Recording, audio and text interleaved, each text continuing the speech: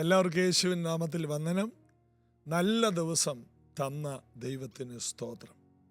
എല്ലാ ദിവസവും അത്ഭുത ദിവസങ്ങളാക്കി മാറ്റാൻ കഴിയുന്ന കർത്താവായ യേശു ക്രിസ്തുവിൻ്റെ അധികാരത്തിൻ്റെ കീഴെ നമുക്ക് താണിരിക്കാം. പത്രോസ് പറയുന്നു, തക്ക സമയത്ത് ഉയർത്തുന്നവൻ്റെ കൈക്കീഴെ താണിരിക്കാം. കഴിഞ്ഞ ദിവസങ്ങളിലൊക്കെ കർത്താവിൻ്റെ കൈക്കീഴെ താണിരുന്നവർ, പ്രാർത്ഥിച്ചവർ, ഉപവസിച്ചവർ, ബൈബിൾ വായിച്ചവർ, കരഞ്ഞവർ, ദൈവസന്നിധിയിൽ വീണ് കിടന്നവർ, അങ്ങനെയുള്ളവർ, താണിരുന്നവർ എഴുന്നേൽക്കുന്ന ഒരു ദിവസമായി ഞാൻ ഈ ദിവസത്തെ പ്രഖ്യാപിക്കുന്നു. ഇന്നാണ് നിങ്ങളുടെ ദിവസം, ഇന്നാണ് നിങ്ങളുടെ വിജയത്തിൻ്റെ സമയം, ഇന്നാണ് നിങ്ങളുടെ വഴി തുറക്കുന്ന ദിവസം എന്ന് ഞാൻ നിങ്ങളോട് ഈ സത്യം പ്രവചിക്കുന്നു. യേശുവിൻ്റെ നാമത്തിൽ അതങ്ങനെ തന്നെ സംഭവിക്കട്ടെ. ഞാനൊരു കോട്ട് ഇങ്ങനെ വായിച്ചിട്ടുണ്ട്. അതായത്, ജനങ്ങൾ നിങ്ങളെക്കുറിച്ച് ഏറ്റവും മനോഹരമായ കാര്യങ്ങൾ പറയാൻ കാത്തിരിക്കുകയാണ്. എന്താണ്? ജനങ്ങളെല്ലാവരും തന്നെ, ഇന്ന് ഭൂമിയിലുള്ള എല്ലാവരും തന്നെ നിങ്ങളെക്കുറിച്ച് നല്ല വാർത്തകൾ പറയാൻ വളരെയധികം ആഗ്രഹത്തോടെ കാത്തിരിക്കുകയാണ്. എന്നാൽ ഒരു കാര്യം, നിങ്ങളൊന്ന് മരിച്ചു കിട്ടണം, എന്നാലേ അത് പറയാൻ പറ്റൂ. വാസ്തവമല്ലേ? എല്ലാവരും നല്ല വാക്ക് പറയുന്ന ദിവസമാണ് മരണ ദിവസം, ഏറ്റവും സ്പെഷ്യൽ ഡേ. എല്ലാവരും നിങ്ങളെക്കുറിച്ച് ഏറ്റവും നല്ല വാക്കുകൾ പറയുന്നു. ഐ മിസ് യു, എന്തെല്ലാം കാര്യങ്ങളാണല്ലോ പറയുന്നത്. ഒരിക്കൽ ഒരാളിങ്ങനെ പറഞ്ഞു, നിങ്ങൾ എൻ്റെ കല്ലറക്കൽ വന്ന് ഐ മിസ് യു, തിരിച്ചു വാ, ഒന്ന് എഴുന്നേക്ക്, ഞാൻ നിങ്ങളെ സ്നേഹിക്കുന്നു എന്ന് പറഞ്ഞ് പൂവ് വെച്ചിട്ട് കാര്യമില്ല. അതിനുവേണ്ടി എൻ്റെ കല്ലറക്കൽ വരരുത്. പകരം ഈ കാര്യങ്ങൾ ഞാൻ ജീവിച്ചിരിക്കുമ്പോൾ നിങ്ങളെന്ന് എന്നോട് പറയാമോ? ആരും പറയാൻ, അതാരും പറയില്ല. പിന്നെ പറയും ഐ മിസ് യു. നേരത്തെ പറഞ്ഞിരുന്നെങ്കിലോ? കർത്താവ് ഓരോ വീട്ടിലും ചെന്നത് പറയുക മാത്രമല്ല, മരിച്ചവരെ എഴുന്നേൽപ്പിച്ചിട്ട് അവരോടും പറഞ്ഞു ഐ ലവ് യു. കർത്താവിന് ധൈര്യമാണ്. നാം ഒരു നഷ്ടമല്ല, നമ്മളൊരു ലാഭമാണ്. കർത്താവ് അതിനു വേണ്ടിയാണ് നമുക്ക് വേണ്ടി ജീവൻ തന്നത്. ആ കർത്താവിൽ കൂടുതൽ അടിയുറച്ച് വിശ്വസിക്കുവാൻ കൂടുതൽ നമുക്ക് കൃപ കർത്താവ് തരും. നമുക്ക് റോമാലേഖനത്തിലോട്ട് വരാം. റോമാലേഖനത്തിലെ 10-ാം അധ്യായത്തിൻ്റെ 13 വരെയും വായിച്ചു. 14-ാമത്തെ വാക്യം, എന്നാൽ അവർ വിശ്വസിക്കാത്തവനെ എങ്ങനെ വിളിച്ചപേക്ഷിക്കും? 13 ചേർത്തൊന്നുകൂടി വായിക്കാം. കർത്താവിൻ്റെ നാമത്തെ വിളിച്ചപേക്ഷിക്കുന്ന ഏവനും രക്ഷിക്കപ്പെടും. 14, എന്നാൽ അവർ വിശ്വസിക്കാത്തവനെ എങ്ങനെ വിളിച്ചപേക്ഷിക്കും? അവർ കേട്ടിട്ടില്ലാത്തവനിൽ എങ്ങനെ വിശ്വസിക്കും? പ്രസംഗിക്കുന്നവനില്ലാതെ എങ്ങനെ കേൾക്കും? ആരും അയക്കാതെ എങ്ങനെ പ്രസംഗിക്കും? നന്മ സുവിശേഷിക്കുന്നവരുടെ കാലം എത്ര മനോഹരമെന്ന് എഴുതിയിരിക്കുന്നല്ലോ. സുവിശേഷം അറിയിക്കുന്നവരെ കുറിച്ച് പറയുന്നേ. സുവിശേഷം അറിയിക്കുവാൻ അയക്കപ്പെടണം, പ്രസംഗിക്കണം, കേൾക്കുന്നവർ രക്ഷിക്കപ്പെടും. നന്മ സുവിശേഷിക്കുന്നവരുടെ കാലുകൾ എത്ര മനോഹരം. ഭൂമിയിൽ ഏറ്റവും മനോഹരമായ ഒരു യാത്ര സുവിശേഷം പറയാനുള്ള യാത്രയാണ്. നല്ല ചെരുപ്പ് പോലും ഉണ്ടാകത്തില്ല. കണ്ടത്തിലൂടെയും ചെളിയിലൂടെയും ഏറ്റവും മോശമായ വഴികളിലൂടെയൊക്കെയാണ് നന്മ സുവിശേഷിക്കുന്നവർക്ക് യാത്ര ചെയ്യേണ്ടി വരുന്നത്. അവരതിനോടുള്ള ബന്ധത്തിൽ അനുഭവിക്കുന്ന കഷ്ടങ്ങളും കുറവല്ല. എന്നിട്ടും ഈ നന്മ സുവിശേഷിക്കാൻ കാരണം, സുവിശേഷം അറിയിക്കാൻ കാരണം, സുവിശേഷത്തിന് മാത്രമേ നമ്മെ രക്ഷിക്കാൻ കഴിയൂ. നമ്മുടെ എല്ലാ അവസ്ഥയും മാറ്റാൻ കഴിയുന്ന സുവിശേഷം, നമ്മെ പുതിയ സൃഷ്ടികളാക്കുന്ന സുവിശേഷം, നമ്മെ സൗഖ്യമാക്കുന്ന സുവിശേഷം, നമ്മുടെ കുടുംബജീവിതം അനുഗ്രഹമാക്കുന്ന സുവിശേഷം, നമ്മുടെ മക്കൾക്ക് നല്ല ഭാവി തരുന്ന സുവിശേഷം, നമ്മുടെ സാമ്പത്തിക മേഖലകളെ ഉയർത്തുന്ന സുവിശേഷം. അതല്ലേ യേശു പറഞ്ഞു, എന്നെ അയച്ചിരിക്കുന്നു, എന്നെ അഭിഷേകം ചെയ്തിരിക്കുന്നു ദരിദ്രന്മാരോട് സുവിശേഷം അറിയിപ്പാൻ. ദരിദ്രന്മാരോട് എന്താ പറയുന്നത്? നിങ്ങളുടെ സാമ്പത്തിക വഴികൾ തുറക്കും, നിങ്ങളുടെ കടക്കണികൾ മാറും, നിങ്ങളുടെ ഇല്ലായ്മകൾ മാറും, നിങ്ങൾക്ക് നല്ല ഭവനങ്ങൾ ഉണ്ടാകും, നിങ്ങളുടെ കുഞ്ഞുങ്ങൾക്ക് നല്ല വസ്ത്രവും ഭക്ഷണവും ഉണ്ടാകും, നിങ്ങളുടെ കണ്ണുനീരെല്ലാം മാറും. സ്വർഗം മാത്രമല്ല സുവിശേഷം, നിങ്ങൾക്ക് ഈ ഭൂമിയിൽ മുഴുവനും കഷ്ടതയും വരുവാനുള്ള ലോകത്തിൽ നിത്യജീവനൊന്നുമല്ല. ഈ ഭൂമിയിൽ എല്ലാവരും നിങ്ങളെ സുവിശേഷ നിമിത്തം എതിർത്താലും ഈ ഭൂമിയിൽ വെച്ച് 100 മടങ്ങ് അനുഗ്രഹവും വരുവാനുള്ള ലോകത്തിൽ നിത്യജീവനും ലഭിക്കാത്തത് ആരുമില്ലെന്ന്. അപ്പോൾ മറ്റുള്ളവരെന്തോർക്കും എന്ന് ഓർത്തുകൊണ്ട് പ്രാർത്ഥനയ്ക്ക് വരാത്തവരുണ്ട്. അയ്യോ, ഞാൻ കർത്താവിന് വേണ്ടി ഇറങ്ങിത്തിരിച്ചാൽ എൻ്റെ അപ്പൻ എന്നെ വീട്ടിൽ നിന്ന് ഇറക്കും, എൻ്റെ അമ്മ എന്നെ വീട്ടിൽ നിന്ന് ഇറക്കും, എൻ്റെ കുടുംബസ്വത്ത് കിട്ടില്ല. അപ്പൻ എന്തോർക്കും, അമ്മ എന്തോർക്കും, വീട്ടുകാരെന്തോർക്കും, നാട്ടുകാരെന്തോർക്കും? എന്തെങ്കിലും ചിന്തിച്ചിട്ടുണ്ടോ കർത്താവ് എന്തോർക്കുമെന്ന്? നിങ്ങളെ അനുഗ്രഹിക്കാൻ 2 കൈ നീട്ടി വിളിക്കുന്നവൻ 2000 വർഷങ്ങൾക്ക് മുമ്പ് നിങ്ങൾക്ക് വേണ്ടി ക്രൂശിൽ ജീവനെ കൊടുത്തവൻ എന്തോർക്കുമെന്ന് വിചാരിച്ചിട്ടുണ്ടോ? ആ കർത്താവിന് വേണ്ടി ഇറങ്ങാൻ അപ്പൻ എന്തോർക്കും, അമ്മ എന്തോർക്കും? അങ്ങനെ ചിന്തിച്ചാൽ നിങ്ങൾക്ക് എങ്ങനെ രക്ഷപ്പെടാൻ കഴിയും? കർത്താവിൻ്റെ നാമത്തെ എങ്ങനെ വിളിച്ചപേക്ഷിച്ച് രക്ഷപ്പെടും? നിങ്ങൾക്ക് കഴിയാത്ത കാര്യം കർത്താവിൻ്റെ അടുക്കൽ കഴിയുമെന്ന്. നിങ്ങളുടെ പിതാവിനൊരു പരിധിയുണ്ട് നിങ്ങളെ സഹായിക്കാൻ. പിന്നെ പിതാവ് കർശനക്കാരനാണ്. എന്താണ്? നമ്മുടെ പ്രതാപം വിട്ടുകൊണ്ട് വേറെ ഏതെങ്കിലും വഴിക്ക് തിരിഞ്ഞാൽ കുടുംബ സ്വത്ത് നിന്റെ പെങ്ങക്ക് ഞാൻ കൊടുക്കും, അല്ലെങ്കിൽ നിന്റെ ആങ്ങളൊക്കെ ഞാൻ എഴുതി വെച്ച് കൊടുക്കും. നിനക്ക് ഒരു തരി ഭൂമി തരില്ല. ഒരു 10 സെന്റ്, 1 ഏക്കർ, 10 ഏക്കർ സ്ഥലത്തിന് വേണ്ടി കർത്താവിനെ നഷ്ടപ്പെടുത്തുന്ന വിഡ്ഢിയായിട്ട് നീ തീരരുത്. കർത്താവിലോട്ട് നീ തിരിയണം.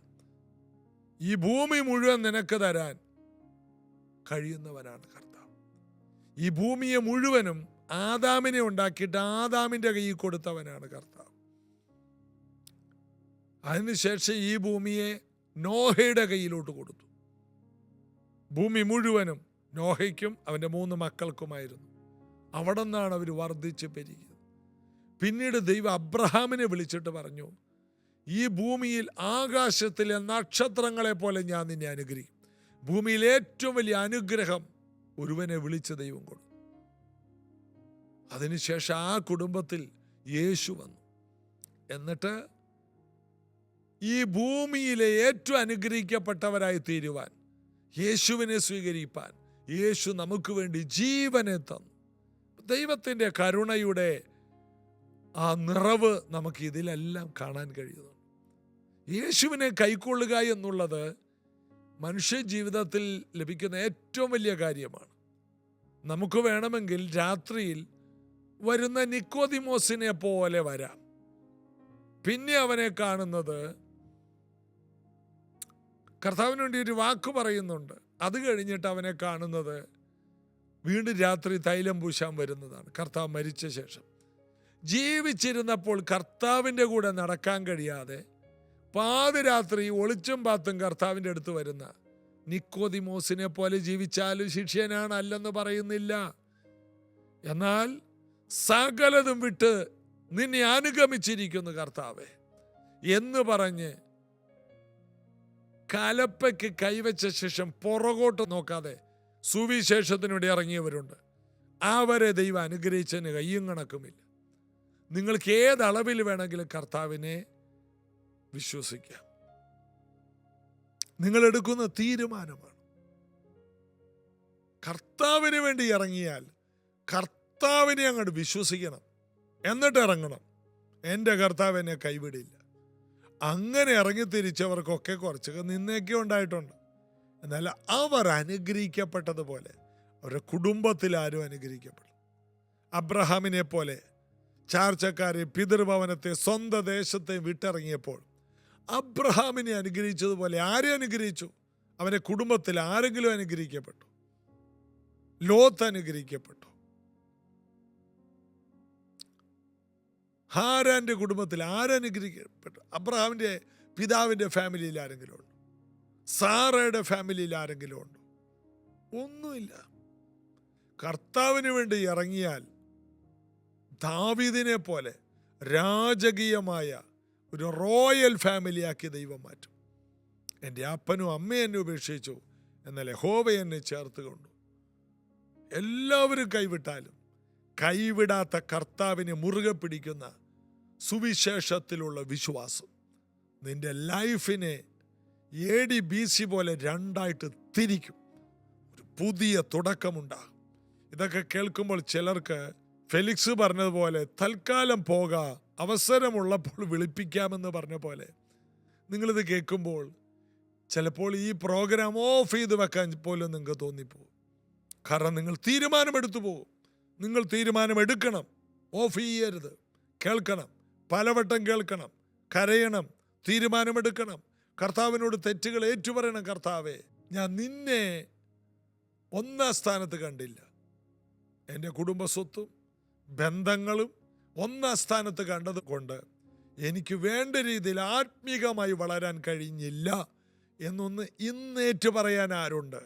നിങ്ങൾ മാറി മറിയും. നിങ്ങൾ പുറത്ത് ചാടണം. കർത്താവിൻ്റെ സ്വരം കേട്ട് എടുത്ത് ചാടണം. കർത്താവിൻ്റെ എൻ്റെ ആടുകളെ എൻ്റെ സ്വരം കേൾക്കും. ദൈവ ശബ്ദത്തിൻ്റെ മുൻപിൽ നിങ്ങൾ തീരുമാനമെടുക്കണം. അത് നിങ്ങളുടെ ജീവിതത്തെ അനുഗ്രഹ സമ്പൂർണമാക്കി മാറ്റും. കർത്താവിൽ നമുക്ക് ആശ്രയിക്കാം. കർത്താവിൻ്റെ അമിത ബലത്തിൽ നമുക്ക് ശക്തിപ്പെടാം. കൃപ കൊണ്ട് നമുക്ക് നിറയാം. നമുക്ക് പ്രാർത്ഥിക്കാം.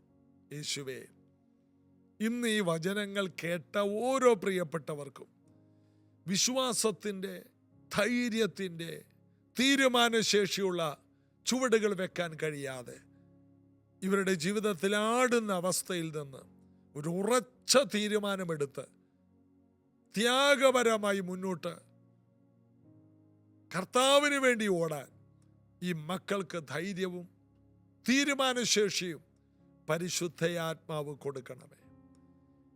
ഈ വചനങ്ങൾ ഇവരെ കയറി പിടിക്കട്ടെ. ഈ വചനങ്ങൾ ഇവരെ ഹൃദയത്തെ ഇളക്കി മറിക്കട്ടെ. ഇവരുടെ വീട്ടിൽ വരേണ്ട സൗഖ്യങ്ങൾ നടക്കട്ടെ. ഇവരുടെ കുടുംബങ്ങളിൽ നടക്കേണ്ട അഭിവൃദ്ധികൾ ഉണ്ടാകട്ടെ. കർത്താവിൽ ബലപ്പെടാം. യേശുവിൻ നാമത്തിൽ ആമേൻ. കർത്താവിൽ നമുക്ക് ആശ്രയിക്കാം. എനിക്കറിയാവുന്ന ഒരു പെൺകുട്ടിയുണ്ട്.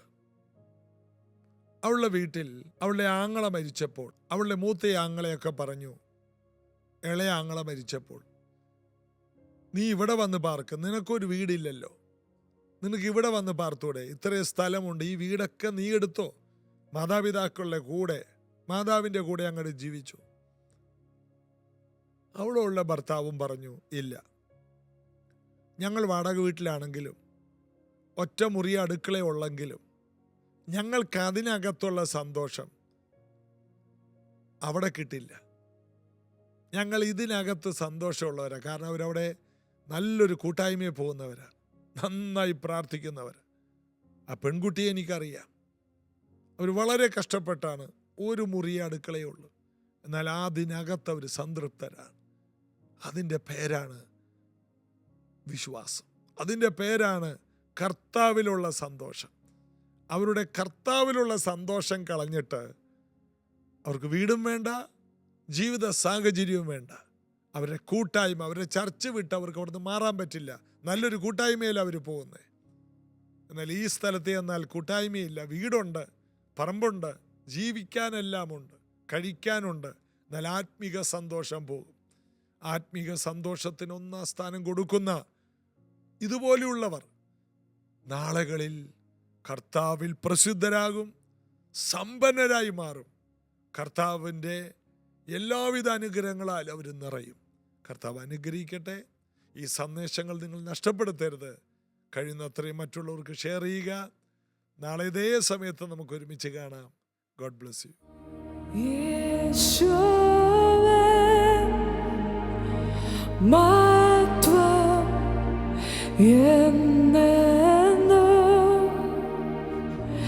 വിളങ്ങുന്നു യേശുവേ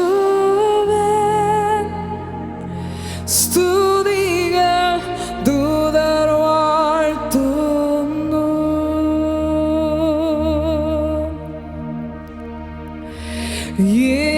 യേശുവേ മഹത്വം എന്നെന്നും വിളങ്ങുന്നു. യേശുവേ സ്തുതികൾ ദൂതർ വാഴ്ത്തുന്നു.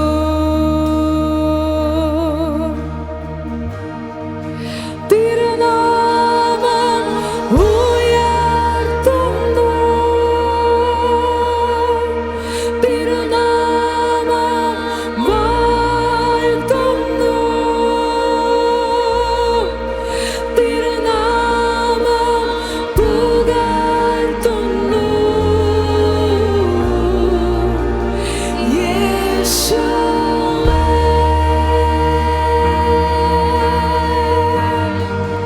തിരുനാമം ഉയർത്തുന്നു. തിരുനാമം വാഴ്ത്തുന്നു. തിരുനാമം പുകഴ്ത്തുന്നു. യേശുവേ യേശുവിൻ മഹത്വം. യേശുവേ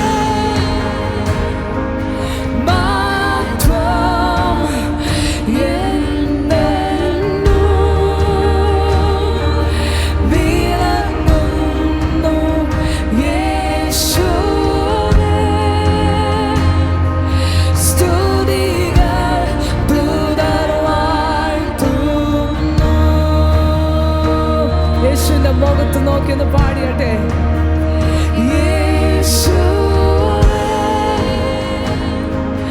മഹത്വം എന്നെന്നും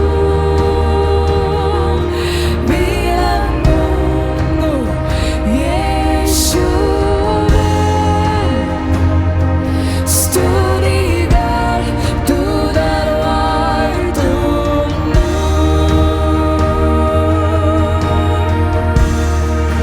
തിരുനാമം